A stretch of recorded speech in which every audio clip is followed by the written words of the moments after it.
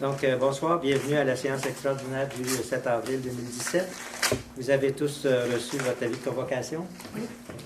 Donc, lecture et adoption de l'ordre du jour. Il est proposé par Mme la conseillère Louise Richard que ce conseil adopte l'ordre du jour tel que présenté. Donc, le vote est demandé. Mme Richard. Pour. M. Robillard. Pour. Mme Hébert. Pour. Mme Crête. Pour. M. Lavigne. Pour. M. David. Pour. Adopté à l'unanimité. Point 2, Direction générale, greffe et trésorerie. Donc, c'est la présentation des états financiers au 31 décembre 2016. Donc, elle va vous être présentée par M. Jonathan Paquet et M. Jonathan Papin de la firme Marcel Lavallée. Donc, à vous la parole. Bonjour. Bonjour. Enfin, comme on disait tout à l'heure, on vous a préparé un document sommaire là, qui permet de bien expliquer là, les grandes lignes du rapport financier de 2016.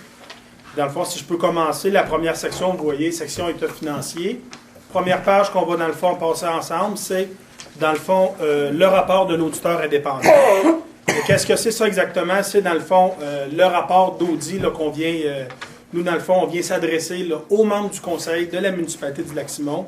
Puis, dans le fond, je vais vous lire, là, si vous voulez, les passages importants du rapport que nous avons effectué l'état des états financiers ci-joints de la municipalité du Lac-Simon, qui comprennent l'état de la situation financière qu'on va regarder tantôt, l'état des résultats, l'état de la variation des actifs nets financiers et des flux de trésorerie, ainsi qu'un résumé des principales méthodes comptables et autres informations explicatives. Par la suite, on vient parler, dans le fond, quelles sont les responsabilités de la direction pour les états financiers.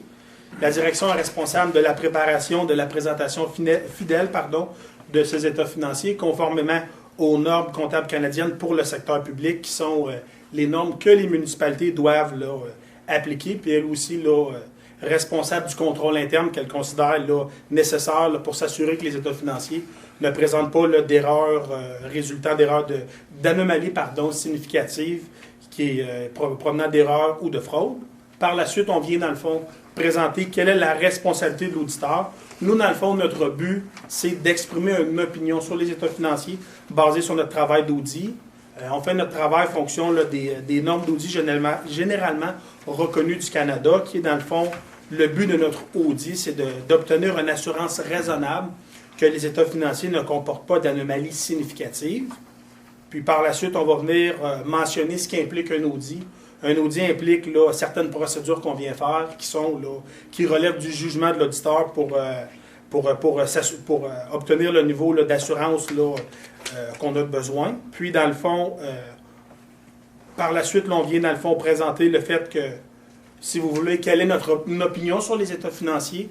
Dans le fond, notre opinion sur les états financiers, par la suite, on vient présenter le fait qu'on a une réserve sur un élément dans les états financiers de la municipalité, du fait qu'au courant de l'année 2016, qui était aussi le cas l'année passée, la municipalité n'a pas fait, si vous voulez, les différentes démarches pour s'assurer du respect de la norme sur les sites contaminés, ce qui fait en sorte que du fait qu'il n'y a pas vraiment de travail qui a été fait à ce niveau-là, bien nous, en tant qu'auditeurs, on ne peut pas se prononcer à savoir est-ce qu'il y aurait dû avoir un passif pour les sites contaminés de comptabiliser ou non. Ce qui fait en sorte, si vous voulez, qu'il y a une réserve à cet effet-là. C'est la même réserve qui était présentée l'année dernière. Puis aussi, ce qui est important de mentionner, dans les réunions du Conseil au courant des premiers mois de 2017, on est justement en train de faire des démarches pour demander à une firme spécialisée d'effectuer ce travail-là. Donc, il y a des fortes chances que l'année prochaine, 2017, le rapport de l'auditeur ne comprendra pas cette réserve. Ensuite, on va dans le fond... Oui. Donc, si vous dites que c'est l'année passée, on n'avait pas eu cette réserve-là. Oui, on l'avait aussi, oui, tout à fait. Je me souviens pas. Okay. Tout à fait. Puis oui, Jean-François. Oui, mais excusez-moi. Vu que la municipalité a donné un contrat à une firme, le vérificateur n'a pas il n'est pas obligé de le reporter. Ça. Il y a eu du progrès quand même. Quelqu'un qui lit ça, va dire on est fautif 2 ans de suite. Bien, c'est que dans le fond, la problématique qu'on a ici, c'est qu'on vient, dans le fond, regarder la situation en date du 31 décembre 2016. C'est pour cette raison-là qu'on ne peut pas venir dire, par la suite, ça devrait se résorber. C'est pour cette raison-là que la réserve est là, parce que au courant de l'année civile de 2016, le travail n'avait pas encore été fait. C'est une réserve qui est relativement commune. Oui, c'est ça. C'est pas une grosse faute. Puis à ce moment-là, puis on ne dit pas que les états financiers ne sont pas adéquats et tout ça. La réserve, ce qu'elle fait simplement mentionner, c'est qu'on n'a pas l'information nécessaire pour émettre une opinion sur cet aspect-là, savoir s'il devrait y avoir un passif de comptabiliser ou non. Les probabilités sont, dans la plupart des municipalités, l'étude est faite, il n'y a pas de passif à comptabiliser. C'est juste qu'on ne peut pas en donner une assurance au niveau de notre rapport d'audit. Par la suite, si on va à la prochaine page, on vient présenter dans le fond notre opinion avec réserve. Dans le fond, c'est ce qu'on vient dire que, outre qu'est-ce qui a été décelé dans le paragraphe précédent au niveau des sites contaminés, c'est qu'on mentionne que les états financiers donnent, dans tout leur aspect significatif, une image fidèle de la situation financière de la municipalité en date du 31 décembre 2016 et des résultats de ses activités, la variation des actifs non financiers, conformément aux normes comptables canadiennes pour le secteur public, comme je mentionnais tantôt, qui sont les normes que la municipalité doit respecter. Puis, par la suite, on a un paragraphe d'observation qui vient seulement aviser, si vous voulez, les lecteurs, que, étant donné que les états financiers sont préparés pour le ministère, on a certains états qui, dans les normes comptables canadiennes pour le secteur public, ne sont pas requis. Donc, c'est un peu, là, on vient présenter de l'information financière à la demande du ministère. Puis, dans le fond, le rapport est daté d'aujourd'hui, du fait que c'est en date d'aujourd'hui que le tout sera déposé. Et qu'est-ce que ça change? Disons qu'on a un site contaminé, le passif, qu'est-ce que ça va venir? Donc, ils vont identifier, j'imagine, avec l'analyse qu'on va avoir. Oui. Et disons qu'on a un site contaminé, ce qui est fort possible vu qu'on avait un dépotoir à cet endroit-là. Ça va changer quoi à partir du moment où on va pouvoir avoir un passif? Il y a exactement, dans le fond, une fois que l'analyse sera faite, habituellement, quand les analyses sont faites, il y a tout le temps un degré qui est donné au niveau là, de certitude. Est-ce qu'il y a des fortes chances, des moyennes chances qu'un site soit contaminé? Puis par la suite, cette évaluation-là va amener, dans le fond, cet expert-là va se prononcer, si vous voulez, sur quel est le coût de ce passif-là qui devra exactement être comptabilisé. Puis par la suite, là, ça sera à voir, là, ça sera une décision du conseil pour ce qui est du reste, mais au moins, vous allez savoir quel est le passif qui devra être comptabilisé à cet effet-là. Il faudrait que je vérifie, mais je ne suis pas certain que les dépotoirs embarquent dans Ah, la non? définition Non, des sites Il y a trois, contaminés. non, effectivement, tu as trois endroits Ça, qu'on ouais. a déterminés. C'est l'endroit du garage, Mhm. l'endroit du CDMR, puis l'autre endroit, c'est C'est-tu l'éco-centre? l'éco-centre. Mais non, l'éco-centre est dans le dépotoir. Ben, il faisait plus partie. Il faisait C'est pas partie. caserne travaux publics. C'est ça. OK. Est-ce que ça va pour ça? Oui, merci beaucoup. Ensuite, je vais dans le fond vous présenter, si vous voulez, la conciliation qu'on est venu préparer. Vous allez voir dans les pages plus loin, on a dans le fond vraiment là, l'état en détail là, de. Je veux commencer par vous présenter les résultats des activités de fonctionnement des fins fiscales. Dans le fond, ce qu'il faut retenir de ces états-là, si vous voulez, si on commence avec les revenus de fonctionnement, si on se compare les revenus totaux par rapport à l'année dernière, cette année, j'ai 3,4 millions en revenus. L'année précédente, j'avais environ 3,2 millions. On parle d'une augmentation là, d'environ 7 %. Cette augmentation-là est causée par quoi? On a, dans le fond, les produits de disposition là, de la vente des 3 véhicules de l'entente de CDMR. Par la suite aussi, si on regarde, dans le fond, dans la ligne imposition de droit, qui contient tout ce qui est droit de mutation, permis et autres, on a eu une augmentation par rapport à l'année passée là, d'environ 100 000 $ qui est causée, là, grandement causée par le fait que au courant de l'année 2016, les normes au niveau des prêts hypothécaires ont été changées par les gouvernements. Donc, il y a certains, là, si vous voulez, contribuables qui se sont dépêchés à conclure les transactions de vente là, avant l'application de ces nouvelles réglementations-là en vigueur. Puis, par la suite aussi, on a une augmentation, si on regarde au niveau des taxes qui contiennent tout ce qui est les taxes foncières, la taxe en lien avec la Sûreté du Québec, recyclage et ordures, on a une augmentation ici là, de 102 000, qui est environ là, 4 % par rapport à l'année passée. Donc, si on regarde là, les revenus, comme je vous mentionnais, on est quand même assez comparable à certains éléments près là, qui expliquent l'augmentation. Par la suite, si on regarde ensuite les charges, au niveau des charges comparativement à l'année passée, cette année, le total est de 3,1 millions de dollars. L'année passée, on était à 3 117 000, qui est très comparable. Puis aussi, si on regarde dans le fond là, les principales variations, on a eu cette année 58 % au niveau de l'administration générale qui comprend les dépenses du conseil municipal, l'administration, greffe et tout ce qui est l'évaluation. On a eu une diminution de 7 %, soit environ 58 000. Puis aussi, on a eu une diminution au niveau là, de l'hygiène du milieu d'environ 17 %. Une augmentation, au niveau de l'hygiène du milieu qui contient la collecte là, en lien avec le CDMR, protection de l'environnement et écocentre, pardon. Une augmentation d'environ 65 000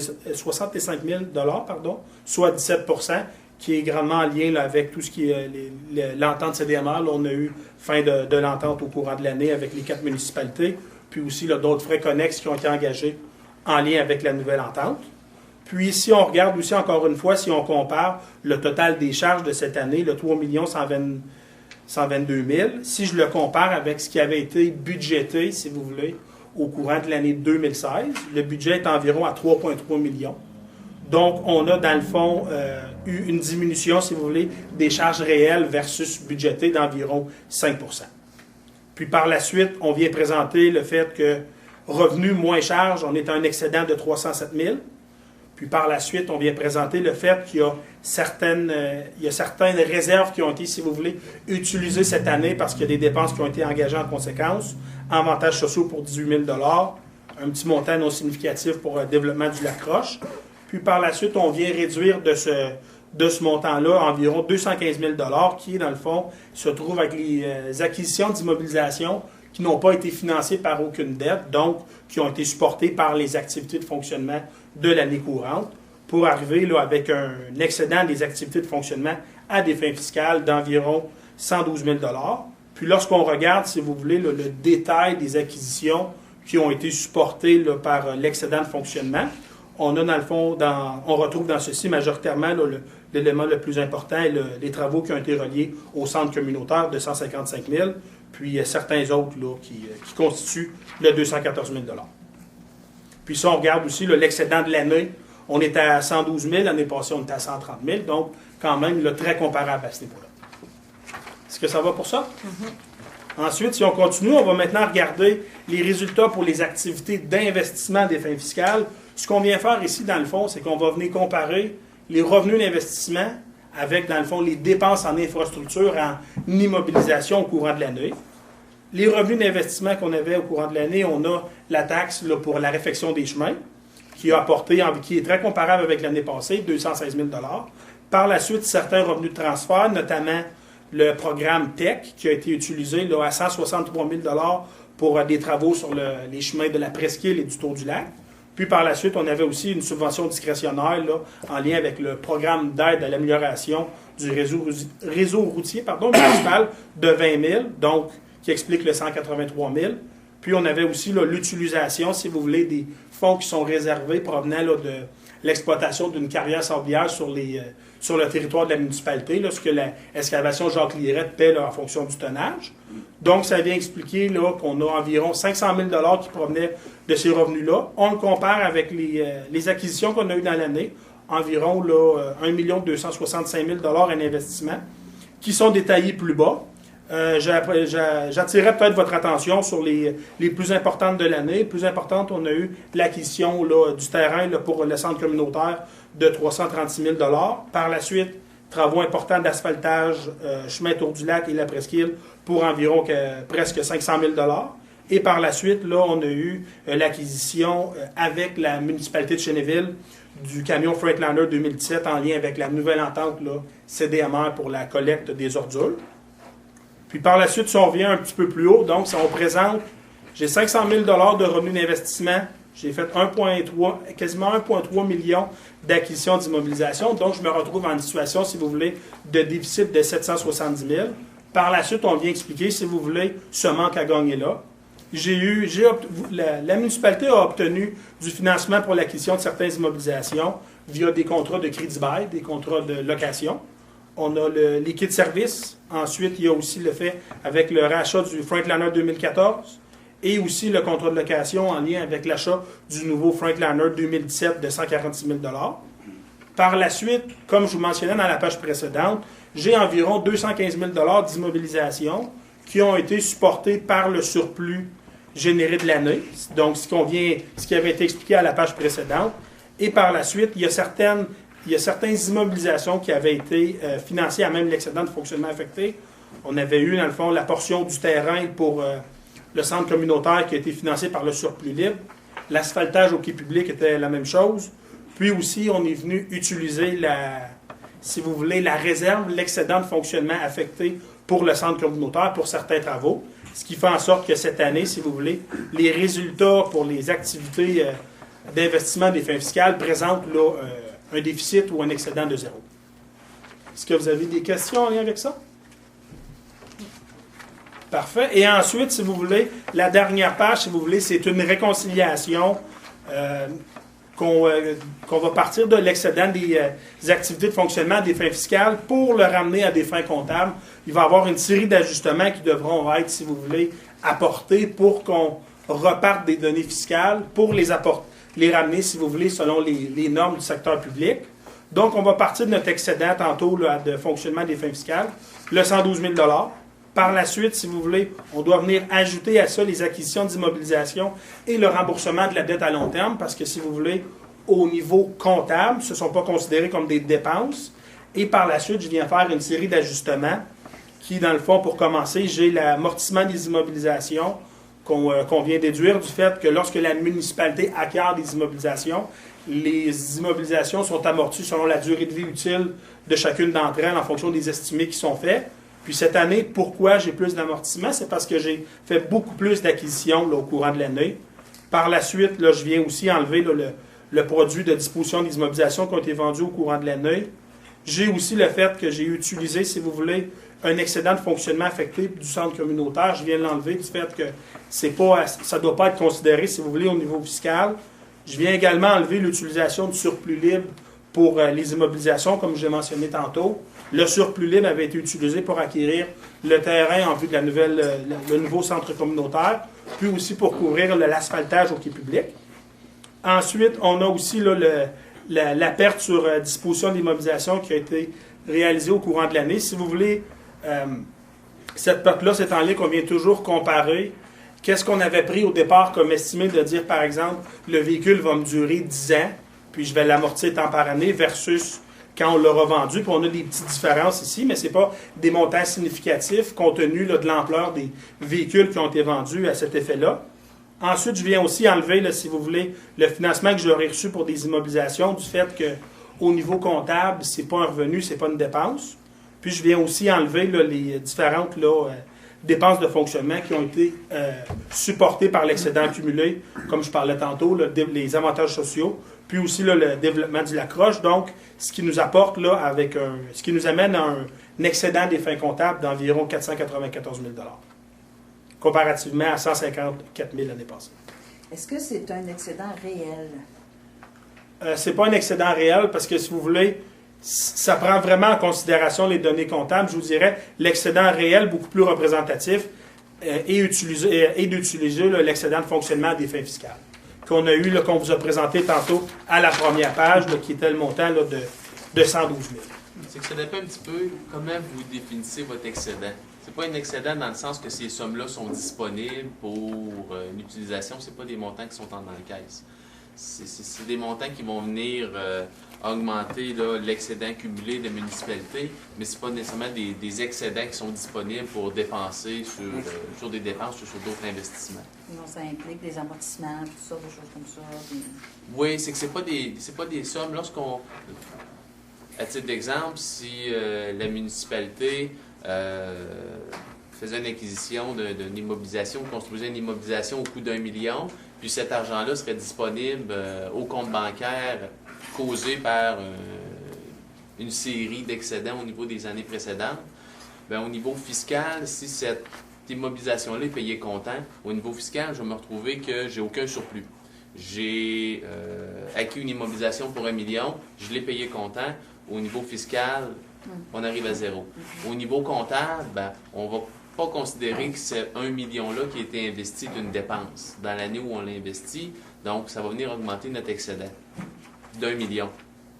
On n'aura pas ce million-là pour le dépenser. Donc, c'est un élément qui va venir, on peut le voir au niveau de l'excédent accumulé dans la page suivante. On a une variation de 500 000 qui est en fait ce 500 000-là, mais on n'a pas nécessairement plus de liquidité ou plus de sous disponibles pour dépenser à court terme ou pour investir à court terme. Est-ce que ça va pour la réconciliation vers le bénéfice comptable? Oui. Maintenant, on va regarder ensemble l'état de la situation financière qui se veut, dans le fond, une photo de la situation de la municipalité en date de fin d'exercice. On vient présenter les actifs financiers, soit l'encaisse, ainsi que les différents comptes à recevoir. Puis on les compare avec les différents passifs. On a des différents fournisseurs, salaires à payer, ainsi de suite, revenus reportés, ainsi que certaines dettes à long terme. Puis j'attire votre attention sur le fait que, à l'heure actuelle, en fin d'exercice, la municipalité est en situation de dette nette d'environ 66 000 $. Ce que ça veut dire, ça, c'est que si, par exemple, le 1er janvier 2017, la municipalité décidait de fermer ses portes puis de vendre aucun actif, rien de ça, ben on devra, dans le fond, taxer les gens sur environ 66 000 pour aller couvrir les dettes qui restaient à payer. Puis c'est aussi une situation qui est importante de prendre en considération. Le fait qu'on a eu, si vous voulez, une différence par rapport à l'année passée est tout à fait, si vous voulez, normal compte tenu du fait que la municipalité, si vous voulez, dans une phase d'investissement important en lien avec le centre communautaire et différents travaux, donc c'est tout à fait normal qu'on ait, si vous voulez, une différence à ce niveau-là. Puis par la suite, on retrouve tout ce qui est les actifs non financiers, dont les immobilisations, stock de fourniture et tout ce qui est les dépenses qui sont payées d'avance. Puis par la suite, on termine en présentant l'excédent accumulé là, de 5,2 millions qui, dans le fond, on va venir, si vous voulez, regarder plus en détail à la page suivante. Est-ce que vous avez des questions en lien avec ceci? Ça va pour ça? Ensuite, on vient présenter, dans le fond, l'excédent accumulé de la municipalité en date du 31 décembre 2016. On voit que à la fin d'exercice, il nous restait, dans le fond, un excédent de fonctionnement non affecté d'environ 51 000 $. Par la suite, j'ai différents excédents de fonctionnement affectés qui, on pourrait comparer ça à des réserves. C'est, dans le fond, c'est des montants de l'excédent accumulé que la municipalité a réservé pour des projets futurs. Puis si vous regardez un petit peu plus bas, là, peut-être au milieu de la page, on vient expliquer, si vous voulez, détailler le 468 000 de qu'est-ce qu'il contient. On a, dans le fond, majoritairement, encore une fois, la réserve pour le centre communautaire là, de 368 000. On a eu aussi la décision du conseil pour, si vous voulez, affecter des sommes à la reconfection du rôle, pour 51 000. Et par la suite, là, un autre affectation, si vous voulez, pour contestation de taxes et habits de combat. Donc, on vient, si vous voulez, expliquer là, le 468 000 qu'on a là, en excédent de fonctionnement affecté. Et par la suite, là, on a la section sur les investissements nets dans les immobilisations et autres actifs. Je ne voudrais pas embarquer en détail dans ça. Ce que c'est, si vous voulez, rapidement, c'est qu'on vient comparer les immobilisations moins la dette, ce qui nous amène à une valeur là, de 4 600 000. Mais j'ai une petite question là, par rapport à la réserve pour le centre communautaire. Il me semble qu'on en a pris. En 2016, on a acheté des choses. C'est que dans le fond... On a fait le terrain, on a acheté... Tout à fait. Mais c'est que dans le fond, ce qui est important, dans le fond, à savoir, c'est que ce montant-là qui a été réservé, ça, c'est pour financer, si vous voulez, des acquisitions propres au centre communautaire, mais il y a beaucoup d'acquisitions pour le centre communautaire qui ont été financées par autres ressources. Quand vous avez acquis le terrain, le terrain, je me rappelle, je pense que c'était environ 300 000 $, mais on avait utilisé le surplus libre pour financer cette acquisition-là. OK, on n'est pas allé piger dans On n'est pas allé... Vous êtes allé... Je veux juste répondre.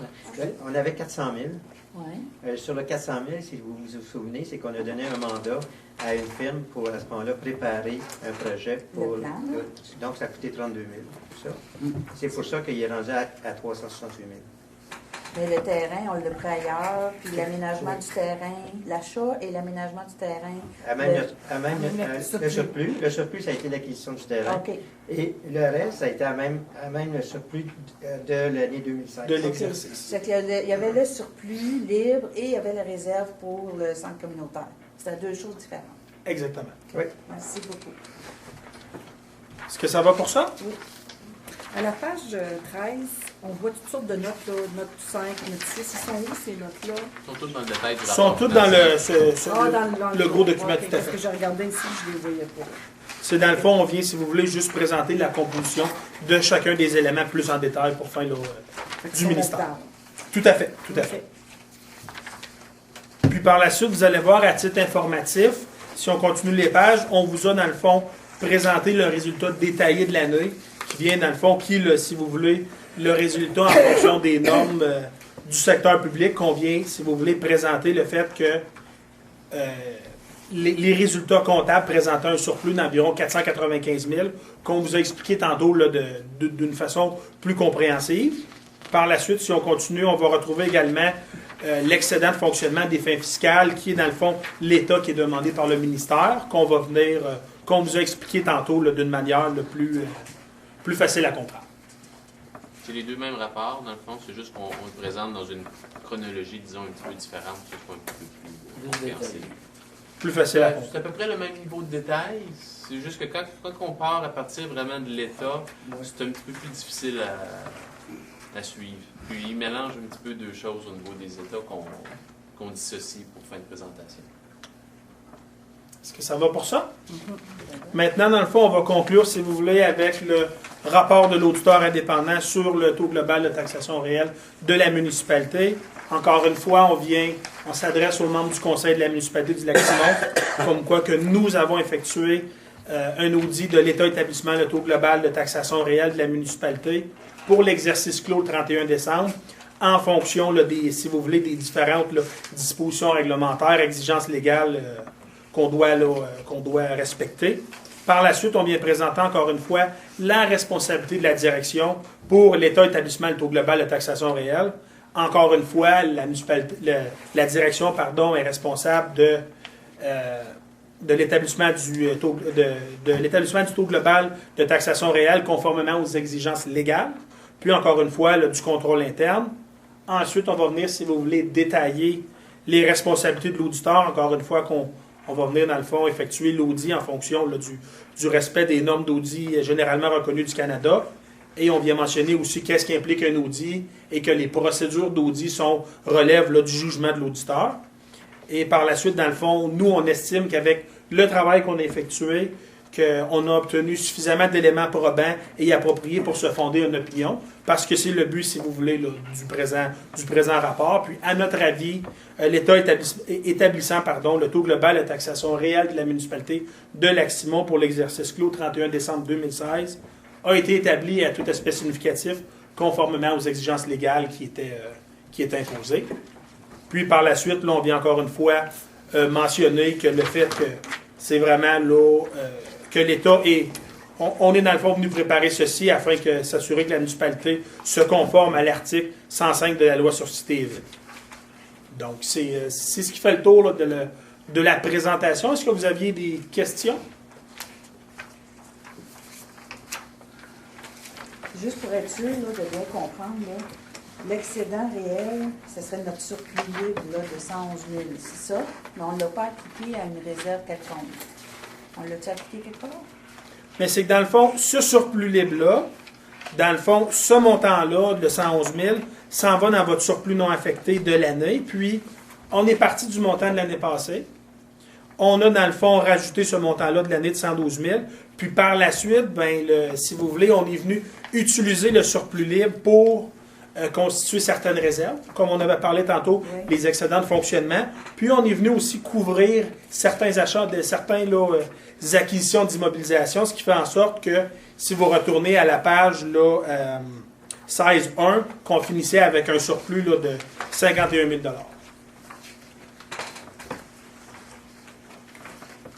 En plus du terrain qui a été pris sur le surplus libre, toutes les dépenses qui ont été faites pour ça. Dans le fond, ce qui reste en fin d'exercice, au 31 décembre 2016, au niveau du surplus libre, il reste environ 51 000.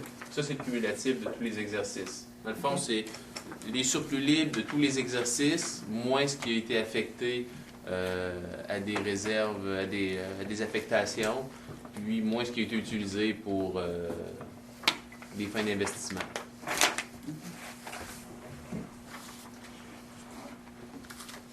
Merci. C'est bon? Des questions de la part d'autres membres? Non, c'est beau. Donc, j'aimerais remercier M. Jonathan Paquet et M. Jonathan Papin de la présentation. Donc, j'aimerais aussi faire la levée de l'Assemblée. Donc, il est donc proposé par la membre de la conseillère Louise Richard que la séance soit levée. Donc, le vote est demandé. Mme Richard? Pour. M. Robillard? Pour. Mme Hébert? Pour. Mme Craig? Pour. M. Lavigne? Pour. M. David?